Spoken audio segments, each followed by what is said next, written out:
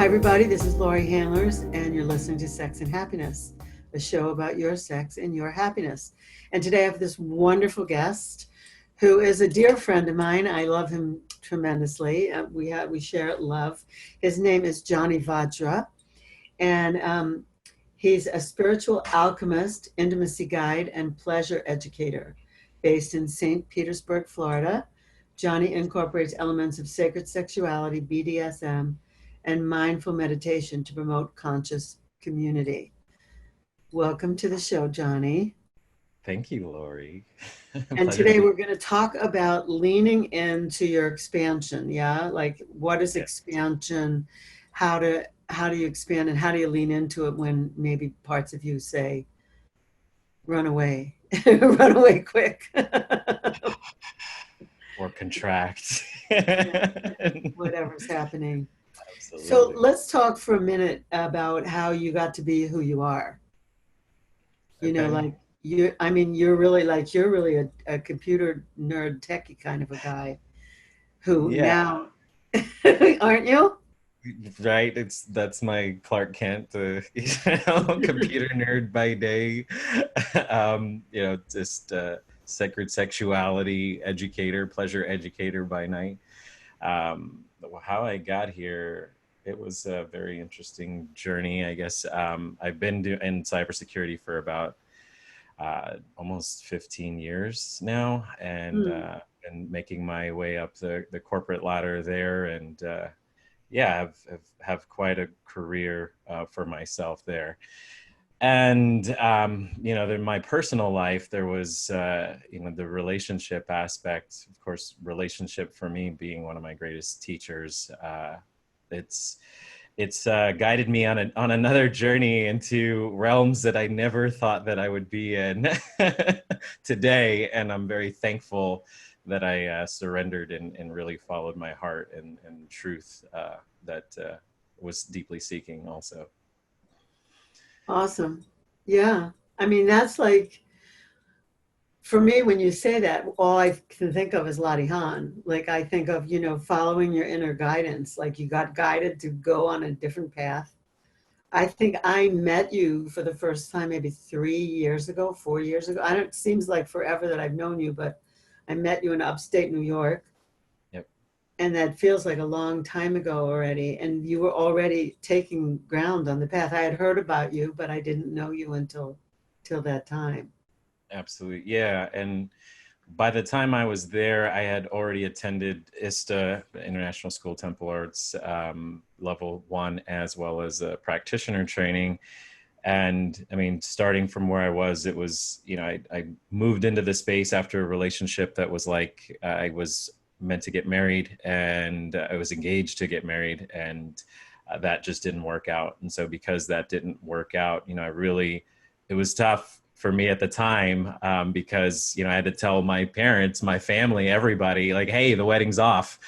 And the person that I was, in relationship with at the time, there was deep love there as well. And so it was just amazing, that for us to be in that space where we were recognizing that, hey, you're awesome, I'm awesome, and there's just something that's not working. And so, I don't think we had the word conscious uncoupling, but we made the decision to do that. And then from there, I made a promise to myself that I would really understand what it meant to me to be in relationship, and what type of relationship that I'm looking for, I'm seeking for myself, and what does it even mean to like show up for me and for my partner. And that's when I started, I began with Reiki, became a Usui and a Karuna Reiki advanced master, as well, practitioner. Then went into theta healing and received a certification there. And after that, I was heavily deep into the spiritual community. And in the spiritual community, what I was noticing was that it felt there was a lot of spiritual bypassing when it came to sex. It was like there's a lot of sexual charge there, and a lot of this like, whoa, hey, yeah, amazing, oh my goodness, I want to be with you, and then like, oh no, never mind, this isn't the light. And so that aspect of it for me was like, okay, well, there was a question mark there. Like, what?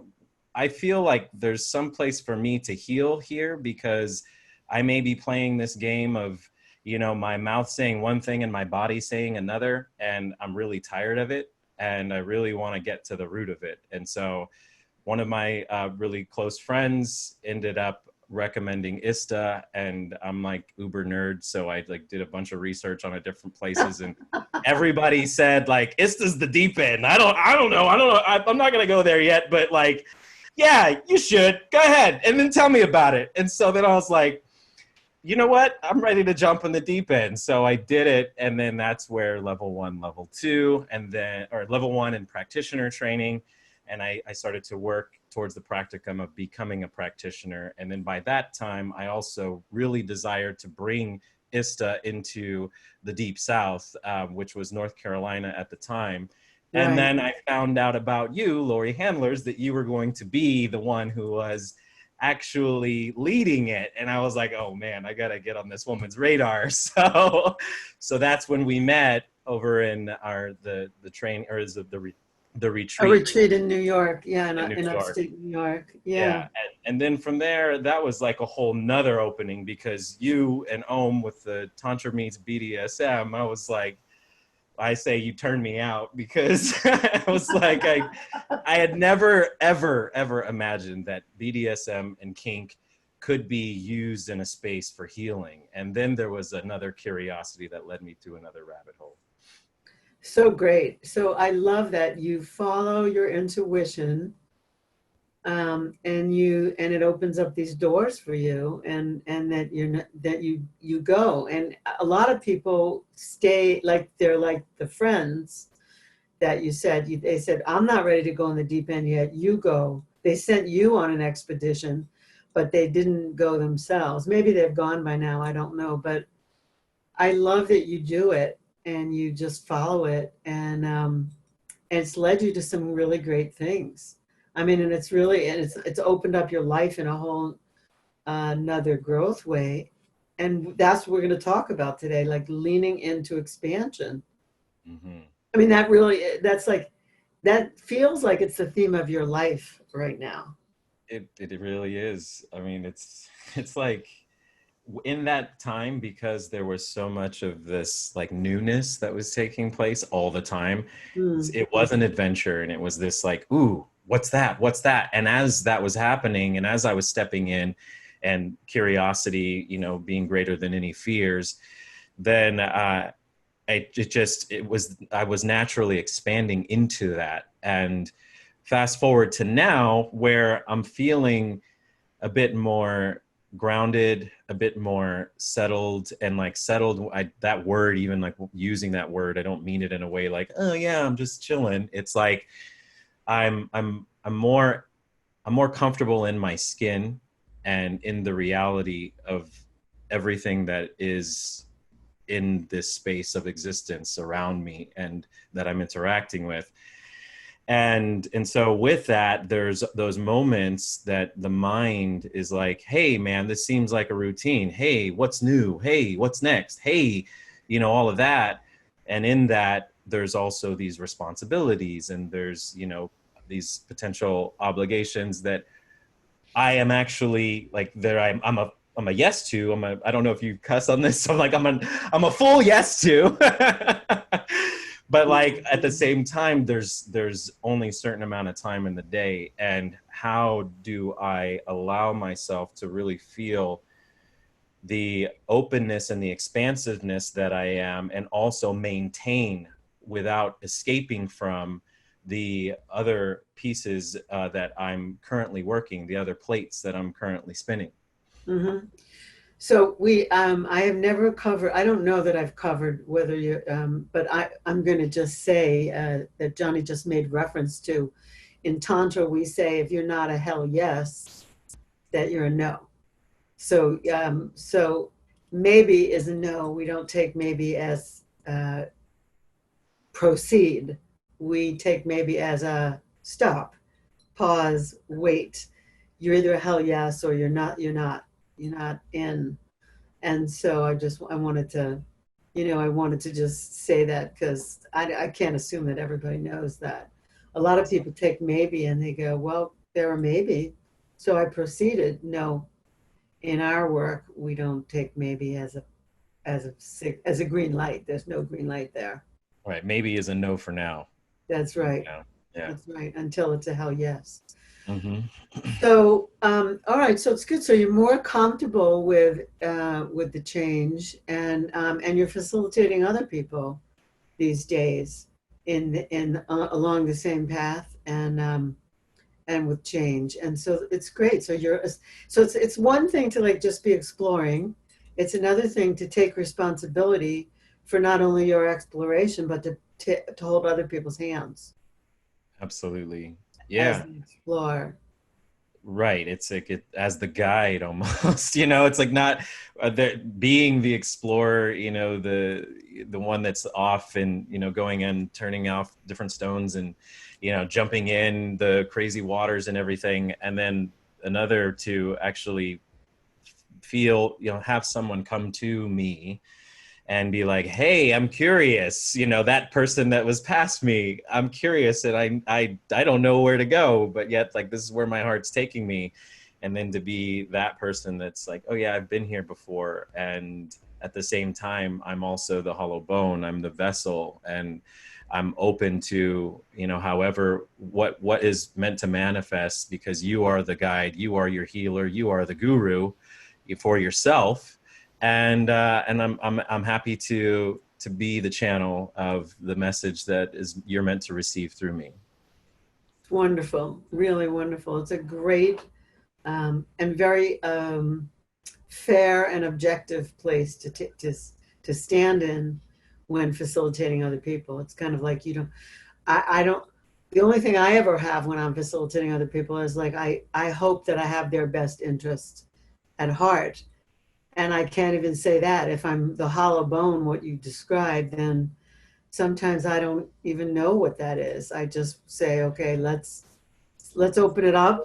Let's see what it is and see where it's leading. Absolutely. And it's like Yeah. that's for me the biggest reason why a discovery call, it's like, oh man, there's so much that can be just felt in a discovery call with a person, with a seeker, you know, that you go in and you read here, you know, if there's an intake form, or if you say, you know, you can look on a website, but like that discovery call is really the opportunity for each person to see and be seen fully.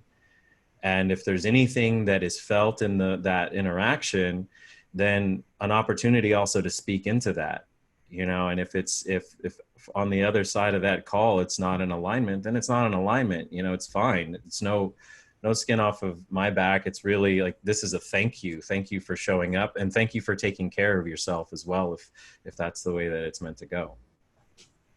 Wonderful. So let me just say, I'm going to point that out that one of the things when we receive a no, we tell people to say thank you for taking care of yourself. It's a really gracious way of accepting no. Some people have a hard time saying no, and some people have a hard time receiving no, and they sometimes are the same person. Um, and the best thing we can say to somebody when we get a no is thank you. You know, thank you for saying no. That means that you have a boundary, and I support that. I don't want you to do anything you don't want to do. Right. So it's really great. So how do we take this? Well, I'll backtrack. It seems to me that in order to expand, you have to kind of want to expand. You know, maybe you didn't want to expand until a crisis happened in your life, like your engagement broke up.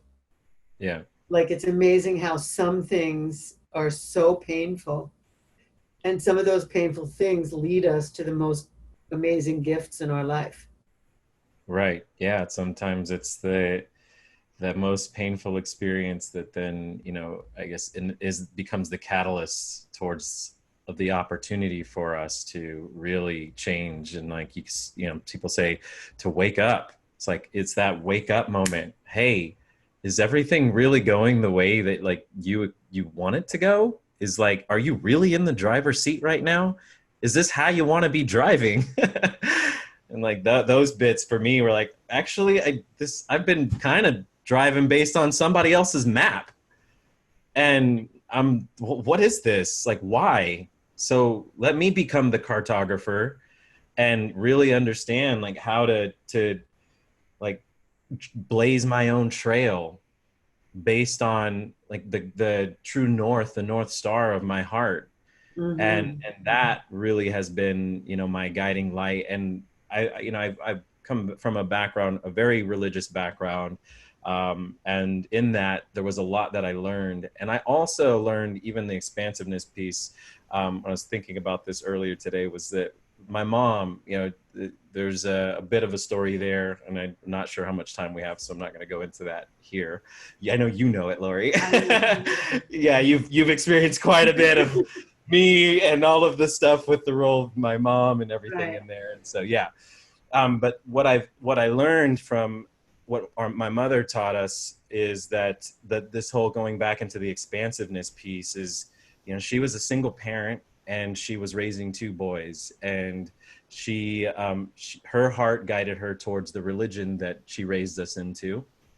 And with that, I mean, if you would look at her and everything that she did, and even I remember growing up, like hearing people say this, how does a woman who is like a black woman Mm-hmm. who has two young boys, how is she doing all of these things that she's doing on a low income salary?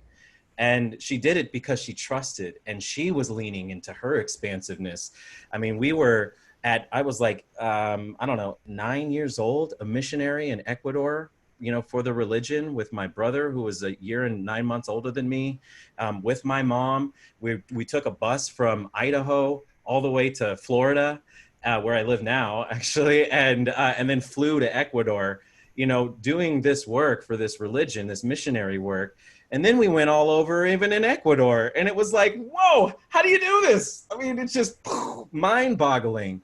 And Right. then, and that really, I feel, is like the essence of that, what ignited the spark in me to trust and lean into like what it feels like to be in the unknown in Latihan, like you said, and move in that way, but with discernment and with truth, with knowledge, not just blindly and aimlessly, but really, really following and based on like some true guidelines that we were moving with. Beautiful. So thank you, Mom. Yeah. Thank you, Mom. Thank you, Mom. No, really. I mean, it's Yeah. true. My father had dreams, but he didn't, we lived them. My sister and myself lived the dreams he spoke about. He didn't risk those things. And so I think it's brilliant that that she actually did that, and that she Yeah. gave you the impetus to do that as well. Um, let's talk about yeah, let's talk about, so someone comes to you and they want to expand. They want to, like, obviously, if someone comes and they're seeking expansion. Mhm. So you have a few different things. You have programs, you offer different programs in sacred sexuality, kink, and mindful meditation. Do they, you don't, I guess what I want to know is, do you have that intake conversation with all of them, or some just come to like workshops? Like you do individual sessions and then you also have workshops. Correct. Yeah, I do individual sessions, and in the individual sessions, everyone requires a discovery call. Even if it's somebody that I know, it's like, hey, that's cool. We're interacting as, friends, acquaintances, and this is my process, and the process is that intake form. And a lot of people, even going through the form first, have like, that's been the end of their journey with me, is seeing that and then being triggered or activated by the questions that are there and saying, nope, I'm sorry, I just really can't do this. Like I felt a resistance to writing this, or even, being in this space. And it's like, okay, Wow. cool. That's where you're at. And I honor that. And that's the reason why I have this, because, these are the people that I desire to work with, the ones who are really willing to like fully open up themselves and put pretty much like bring you to the altar.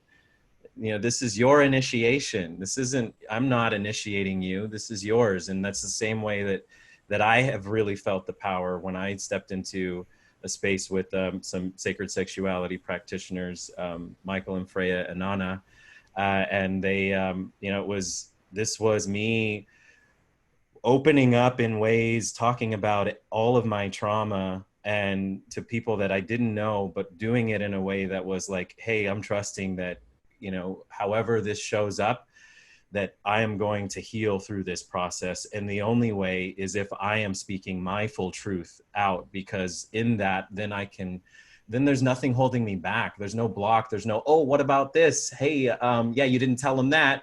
It's like, yeah, but I'm like, why am I doing that? I'm only hurting myself. So that's the same way that I ask all who come to me is like, if you are coming, you're coming for you. You're not coming for me because I'm Johnny Vajra. You're coming because something inside of you compelled you to step in and go through this process with me and go on this journey and be in this experience, really this experience Great. with It's me. so great. Let's talk about your name, All right. Johnny Vajra. You took the name Vajra. I know the name to mean, to in Sanskrit, I know it means a lot of different things, but when I learned about the genitals, I learned that the woman's genital in Sanskrit are yoni, and then I learned two words for men's genitals. One is lingam, and the other is Vajra. But I also know that Vajra means thunderbolts. And I also know that Vajra is I don't have one here. You may have one. I don't have one. Dorja, yeah, I've got it in the other room Oh, actually. okay. I should have grabbed it. So you took the name, and I remember when I met you, I went like, who is this guy? He took this name, which means male genitals. Like, who does this guy think he is? Like, and I remember saying that to you when I met you. I went like, yeah, I heard about you. Like, why did you take that name? Like, whatever. So tell Yeah. me a little bit about what you have discovered about that name and how powerful it is. Yeah, absolutely. So Vajra, for me, it was coming out of, I was coming out of level 1 in practitioner training in Arizona. And I was like, man, how am I going to get serious about showing up in the world doing this and in parallel have my corporate lifestyle, my corporate job, and I'm in cybersecurity. So it's like, I know all about personas and pseudonames and like, all of, the things and how, and the importance of them as well. And really, how do I lean into this person that I am feeling really called to become? Then maybe there's a lot of fear about being a practitioner. So it was like, okay, well, I see a lot of people like they'll like maybe change their last name or something. And like, what's resonating with me? I don't want it to just be anything that's just like, like Johnny Tantra or something. And it's like, what am I feeling? And then when I was reading the Bhagavad Gita at the time, and that word, and then Vajra, Vajrayana, all of these words kept coming to me, Dorja. And then I'm like, I gotta, the nerd in me is like, research. What does this even mean? Yeah, I know it means lingam, but like, okay, cool. But what else does it mean? Because there's some depth to this. And that's when I went in and saw that, this was the weapon that Krishna was using in war. And it was actually, the claws were open at the time. And it was much like Zeus, his lightning bolts that are fired. This was Mm-hmm. like a diamond weapon that was able to fire lightning bolts, and very powerful weapon. And so, they win the war, and after that, the weapon is no longer in need for use for battle. So they close the claws up, and that's what you see with the Buddhists when you see the bell. and in actually the bell's in the left hand, and then the dorja is in the right hand, symbolizing bell is the feminine, the dorja the masculine. Dorja, Vajra, Vajra Yana, going in even deeper, that it's like one of the three main branches of where tantra actually comes from, is rooted from, Yes. where then it's this is the mystic aspect, and alchemy. It's not just about taking the poison or like blocking and protecting from the poison. It's taking in the poison and then alchemizing it to its purest form. So then there's just all this that just was like, whoa, man, okay, yes, I am this, I am this, I am this, and I will expand more into this. So that's the story, and It's I'm sticking great. to it. It's great. It really is. And, it's it gives you lots of room for even more growth. Gives you lots of room to expand even more that you Yeah, just did. and I do want to say one other thing. I did feel like, hey, the aspect of triggering someone, if they're looking at Vajra and they're like, who the F is this? And that's where they end, like, well, too bad for you. And if they come to me and that's the triggering thing, then hey, what's that about? Let's talk about it. So that was also the piece. I remember our common friend August saying to me, I can't wait for you to meet Johnny Vajra, and he's going to be assisting in North Carolina. He's helping me organize it. He's this, and I went, who the hell takes that name? I just, Do you I was recall like, that? he came running up to me, in New York, and I went, oh, you're him. Yes, that's me. All Great. aspects, cosmic jokes and all. Yeah, great. I'm so glad. I'm happy that that day happened. I'm happy that we met. I'm really happy that So we am met. I. All right. Equally. So if people want to expand, people are hearing this. Like, look, I feel like this right now. This COVID time is a time of expansion. No one's expanding outward though. They're actually expanding inward. Like something is opening up inside of people. It's a crazy time. Um, I can't say the same for nations, so we're not going to go there. But I will say that for individuals who have been forced to stay within some confines of wherever they are in different ways, that they have taken on expansion, whether they wanted to or not. Mm-hmm. So now, if somebody does seek expansion, what do you think? What are some questions that they should ask themselves, or what are some ways for them to really be looking? Because, I mean, you talk about mindful meditation as well. So I'm not sure exactly what you would recommend, but I want to see if you have like a tip for people who are sitting there. Maybe they're listening to this, they're seeing us, and they go, expansion. Well, I'm forced to be here anyway. What should I do? What should they, if they're asking, what should they do? Where should they look? Yeah, you take that in a few steps there, the Yeah. question. So when you talked about mindful meditation, what I mean when I say mindful Mm, meditation is like, when I read mindful meditation versus meditation itself, meditation being sitting in one space and, room quiet or not, but quieting the mind and being in that space of just sitting there for X number of minutes or hours or mhm, no time. That's meditation. Mindful meditation to me is learning how to, with every movement, with every breath, with every action, become become more comfortable being the observer of you being in those actions. And so in every day, like I'm talking to you, and as we're talking, you're most likely having thoughts, I'm most likely having thoughts. So then going that step behind those thoughts and becoming the awareness that is of the thoughts and the person fully present, that to me is mindful meditation. And becoming, and use being in the practice of that. So So Good. that would be something, part of what I would talk about, how we do that. And for me, when I notice that I'm so much into just this moment of the physical body, where I'm feeling that, yeah, I'm expanding because now we're using Zoom and now we're still learning new ways of connecting with people. And we're also isolating because we're a lot of us in our own space and we're getting very comfortable becoming in our own space.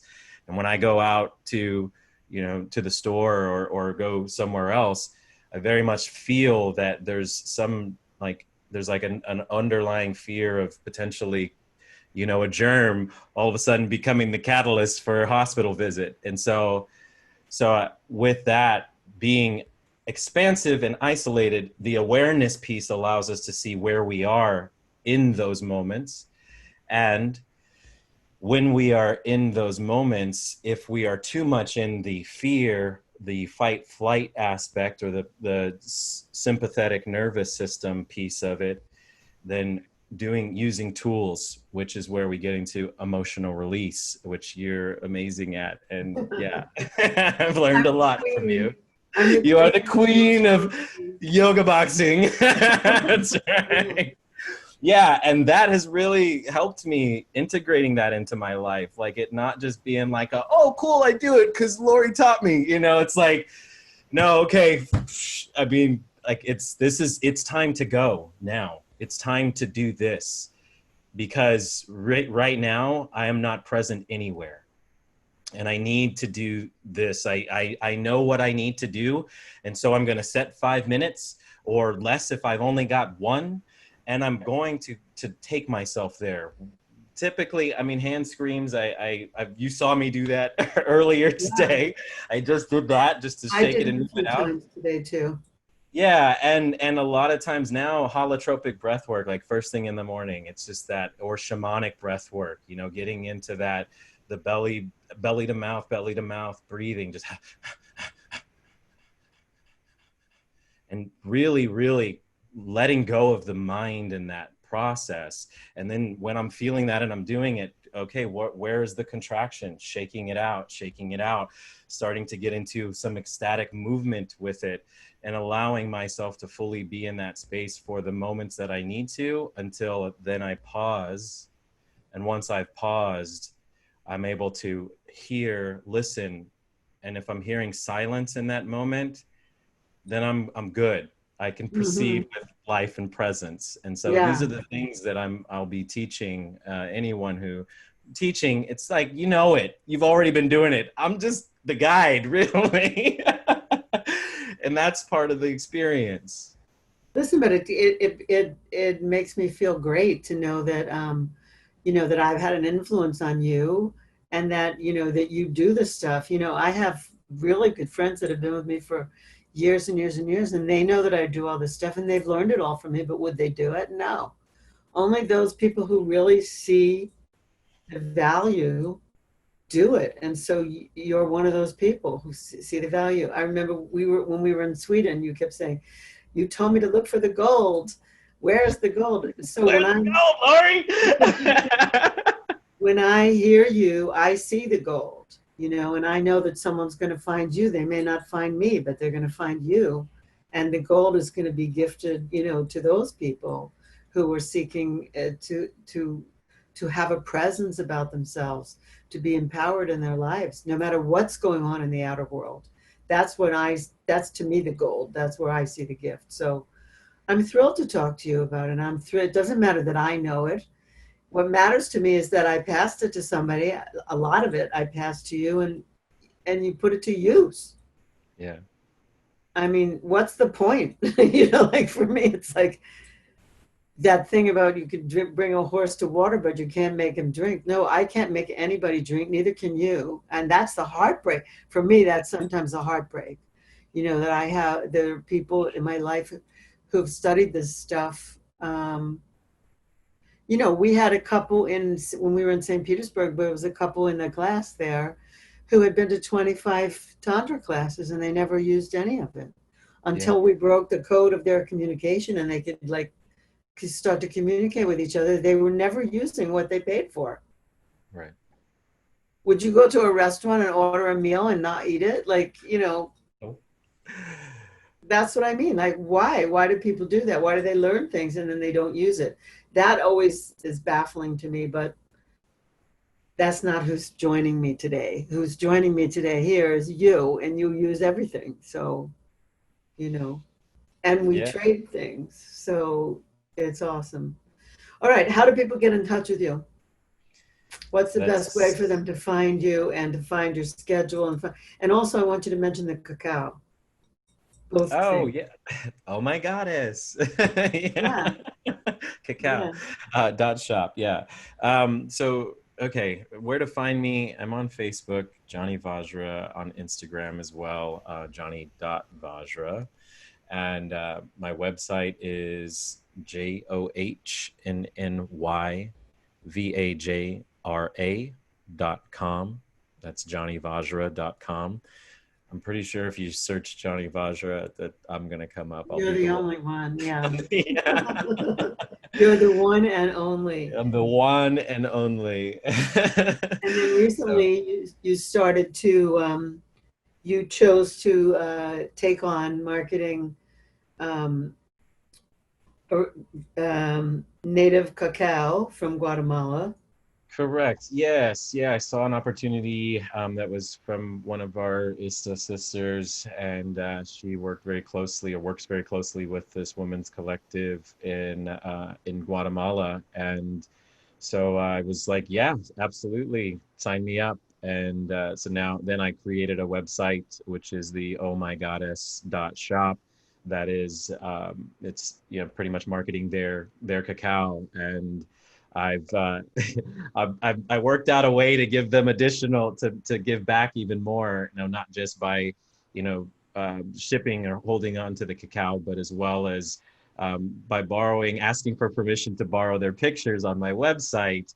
That I offered up more proceeds to them as well for every sale. So you're really helping out this collective as you buy this cacao. This is really doing some amazing work, and it's Indigenous women of Guatemala absolutely and their collective. And I don't, you know, for those people listening and seeing us, if you've never been to Guatemala, the people there are really poor.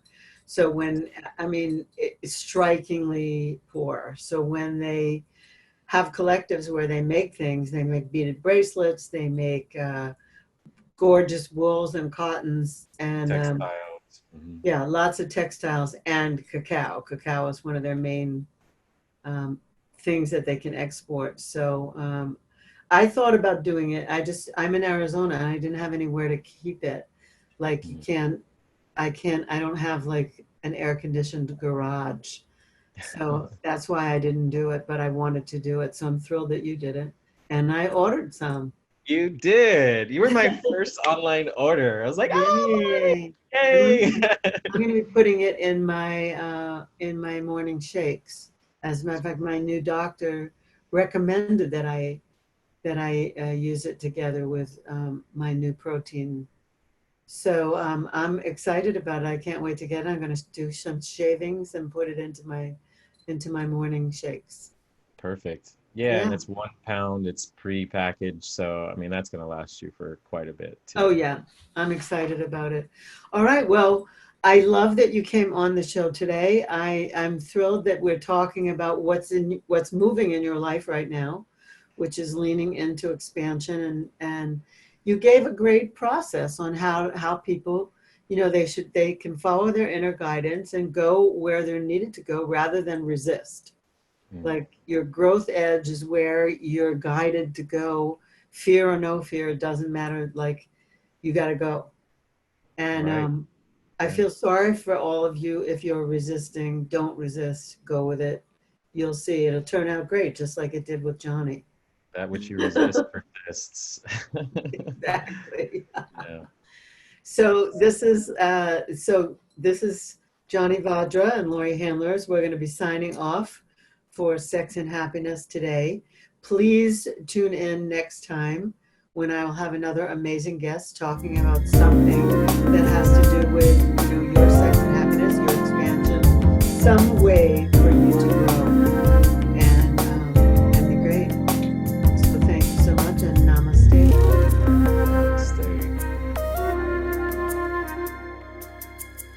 you.